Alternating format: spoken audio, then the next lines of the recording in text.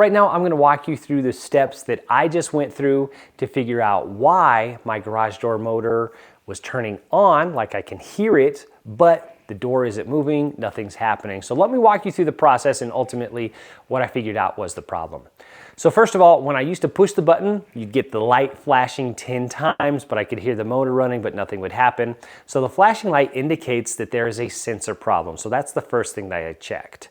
So on the left sensor over here, it's got a green light indicating that it's got power and it's working. But then on the right sensor, there was no green light. So I thought we might have a wiring issue. Maybe it's not getting power. But first, I noticed that it was kind of off. So that bracket that it was on was actually bent. So I moved and pulled on the bracket and actually got it lined up again. The green light came back on. So now that sensor is working as well.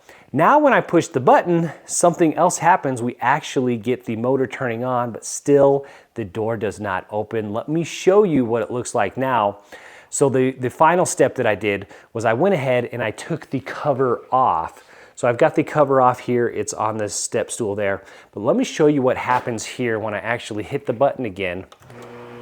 So now you can hear it, right? It's on, but let's get up there and I'll show you what I found was the issue in my case.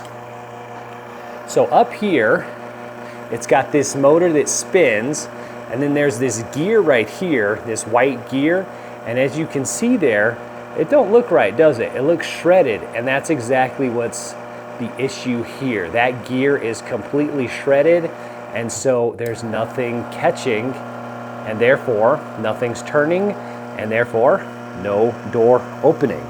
So I actually took off the cover here, and you can see the plastic here, it's just completely been shredded, and there was even a little bit more than that, and then of course it's completely up there, you know, all around and stuff. So at this point, it just kind of does this for a minute or so, and then it'll finally shut off. But you know, at this point, I found the problem. Assumably, I could just go ahead and order that part and replace it. However, this is beyond my skill set. I'm happy that I found the problem, but from here, I am going to call a garage door expert and have them come out and see if they can resolve my issue for me. I was able to get somebody out here and take a look at it. So that problem, that gear that I showed you, very common problem, wears out a lot. He replaces a lot of those. I got quoted about $200 for parts plus labor to get that repaired. So talked to my wife, we just decided to get a whole new garage door lift and opener. So we got a Chamberlain, and then it came with new hardware and everything, new chain, new sensors, new pads, new garage door opener. So we needed that stuff anyways.